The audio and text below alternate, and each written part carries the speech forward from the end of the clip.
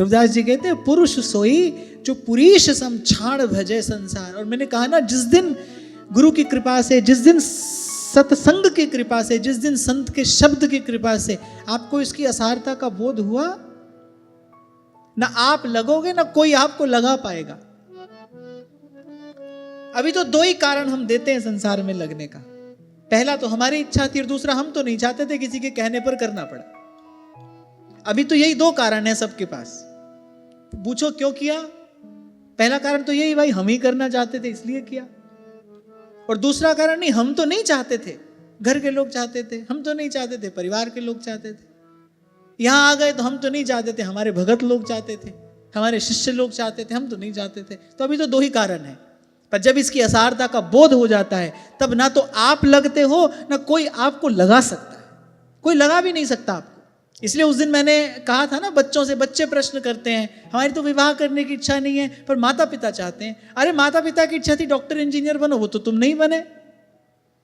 माता पिता की इच्छा थी तुम साइंटिस्ट बनो, पायलट बनो, वो तो तुम नहीं बने।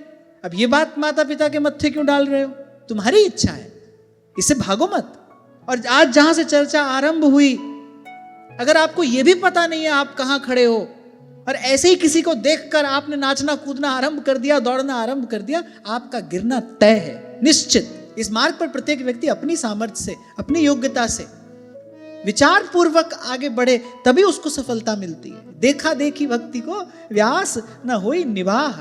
आपकी अपनी एक यात्रा है, आपका अपना एक संस्कार है, आपकी अपनी कुछ रुचि है, आपकी कुछ सहज प्रवृत्ति होगी।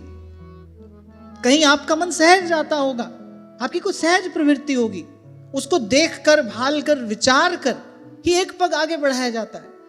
पर भाई इतना सब विवेक आए कहां से? बिन सत्संग विवेक न होई, राम कृपा बिन सुलभ न सोई। जो भाव गीत मैं यहां नित्य प्रति गाता हूं ना, उसका सम सत्संग है। जैसे गायक कोई गीत गाता है ना, गीत के बीच में वो तान लेता है, आलाप लेता है, लेकिन फिर सम पर आता है। बजाने वाला कोई वाद्य यंत्र बजाता है और सब तान तरंग दिखाकर वो सम पर आता है। ऐसी जो भाव गीत मैं यहां गा रहा हूं, इसका सम सत्संग है। यहीं से हम आरंभ करेंगे, यहीं पर लौट कर आएंगे। भक्ति स्वतंत्र सकल सुख खानी, और बिनु सत्संग न पावही प्राणी। सत्संग। और जैसे जैसे श्रीमद् भागवत की कृपा से श्रीमद् भागवत का कुछ चिंतन मनन हो रहा है, बहुत पहले लगता था श्रीमद् भागवत में श्री कृष्ण की कथा है, श्री कृष्ण की महिमा है। पर श्रीमद् भागवत में तो भक्ति, ज्ञान, वैराग्य प्रदान करने वाले सत्संग की ही कथा है, सत्संग की ही महिमा है, सत्संगति की महिमा है।